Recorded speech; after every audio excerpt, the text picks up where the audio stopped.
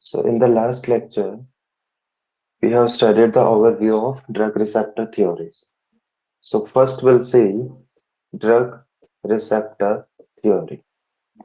This drug receptor theory, it was given by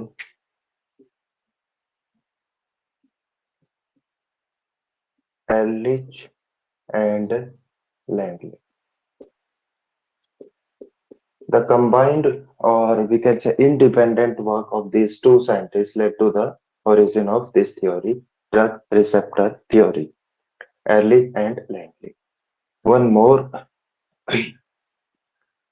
question is concept of receptor, and there is term receptor.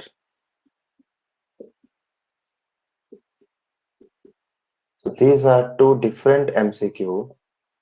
Concept of receptor, it was given by both. It was given by both Ehrlich and Langley. But term receptor, it was given by Ehrlich. It was given by Ehrlich, 1900. Then term as well as concept of receptive substance. Receptive substance.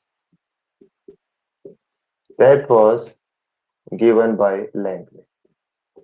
1905. 1905. So concept of receptor was given by both Ehrlich and Langley. Term receptor, Ehrlich 1900. Term or concept of receptive substance, it was given by Langley.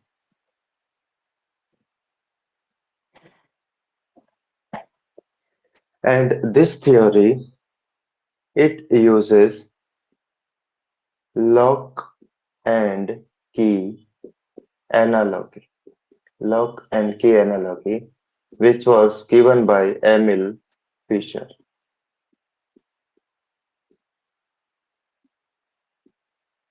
So this theory, drug receptor theory, it uses this lock and key analogy to explain the concept how drug and receptor interact with each other. Interact with each other.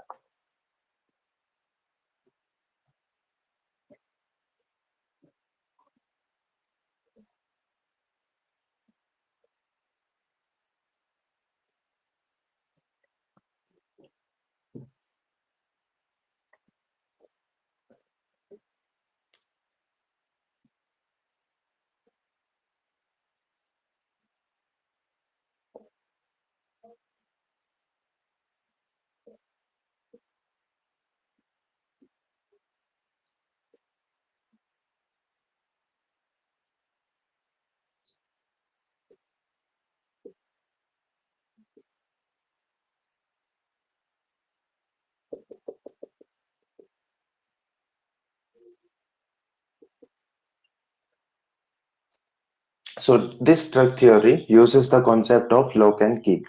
So we'll see we have key and we have lock. We have key and we have lock. So for example, suppose you are performing a surgery. So first we'll give atropine. After 15 minutes, you will administer psilocin. This is the conventional method. These are our pre-anesthetic drug. Pre-anesthetic drug. Then we'll go for induction. Then we'll go for maintenance of the anesthesia. Maintenance. In the conventional method, for induction, what we were using ketamine plus diazepam, and maintenance also ketamine plus diazepam. This is just for an Example to explain the drug receptor theory. So these are the keys. The drug is the key, and here we have receptors. For atropine, for atropine, we have M receptor. For the psilocin, we have alpha 2 receptor. And for this ketamine and diazepam, we have GABA A receptor and NMDA receptor and NMDA receptor. So these are the receptors present in the brain, and these are the drugs we are using for the anesthesia. So these are the keys and these are the locks. Suppose you have injected your atropine and xylazine intramuscular. First, atropine was given. It will come into the blood circulation. Then here is blood-brain barrier. So according to this theory, the postulate of this theory, number one postulate is this one. The drug must reach the receptor. Receptor is here. To reach the receptor site, drug must cross the blood-brain barrier. So the first postulate of this theory is that whatever you have injected must reach the receptor. It means if atropine wants to work here, it needs to cross the blood-brain barrier. So first is drug must reach the receptor. This is the first postulate. Second is once you have crossed the blood-brain barrier, then in the brain you have four types of receptor. One, two, three, four. The second postulate is this one, number two. The number two is the atropine, the drug must be specific to the receptor. So first postulate is your drug must reach the receptor. Atropine, xylazine, or ketamine, diazepam, whatever the drugs must cross the blood-brain barrier. Once it reaches the receptor, there are so many receptors. So second postulate was once it reached to the receptor site, it should be or it must be specific to receptor. Atropine must bind to atropine receptor. Xylazine must bind to alpha 2. Ketamine NMDA receptor and your diazepam must bind to GABA A receptor. So these are the two postulates related with the drug whatever you have injected. The next three postulate they are related with the receptor. They are related with the receptor. These receptors. So number one, this receptor it must possess structural and steric. Steric means three-dimensional. Structural and steric specificity. Structural and steric specificity. So receptor must, the structure of the receptor and this is the structure of the drug. This structure should match with the drug. Number two, second is these receptors should be saturable and finite in number. Finite in number. This is the second postulate with receptor. Must possess some structural and steric specificity.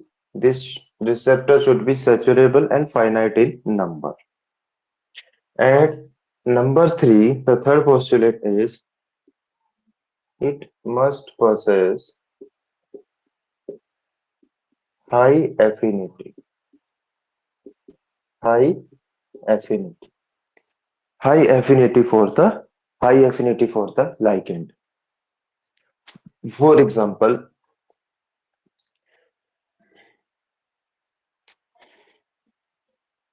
with this receptor, atropine can bind and xylazine can bind. But this receptor, if it is specific to this atropine, it must possess high affinity for this so that atropine will win the competition and it will bind here. So these are the three postulates related with the receptor. Then this drug and receptor interaction or this drug or receptor complex, it depends on it depends on chemical structure of the drug. It depends on chemical structure of D. It depends on chemical structure of the drug.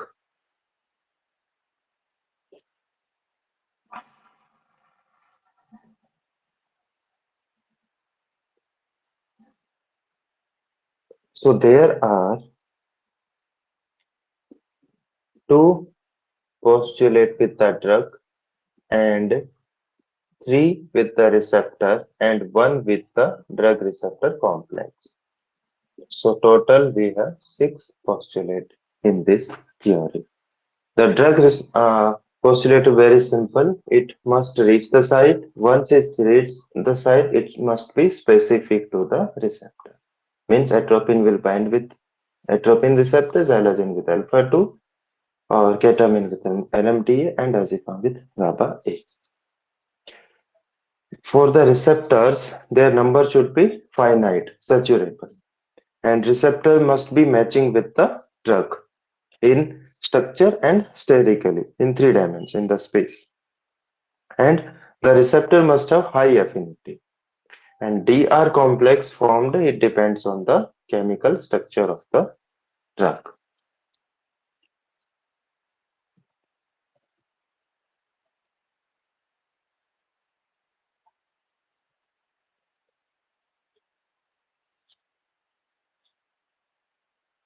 So just to induce or maintain this anesthesia, we have used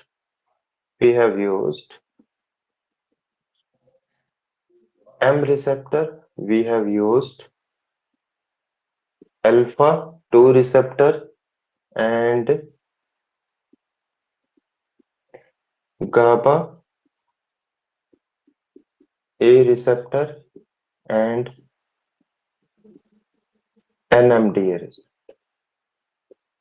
NMDA receptor. These two receptors are G protein coupled receptor and these two are ligand gated ion channel. GABA A is pentamer, GABA A is pentamer and NMDA is tetramer. There are four subunits. 1, 2, 3, 4. And here we have 5 subunit, here 4 subunit. So there are some limitations of this theory. There are some limitations of this theory.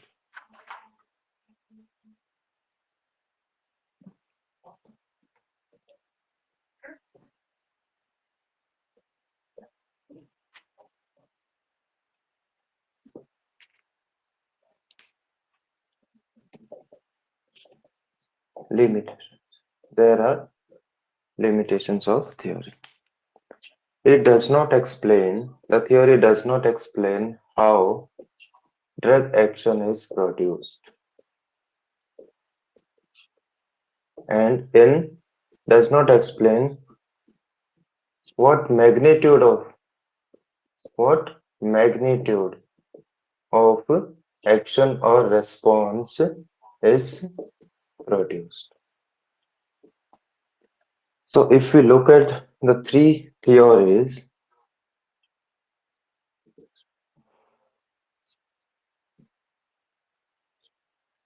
drug receptor theory, then receptor occupancy theory, and rate theory. This magnitude of response is not explained in this theory, it is the limitation. And this magnitude of response here is directly proportional to number of receptor occupied. Number of receptor occupied. Here, magnitude of response is directly proportional to rate of dissociation.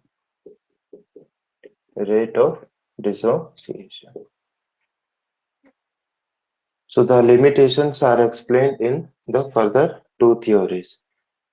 So next theory will be receptor occupancy theory.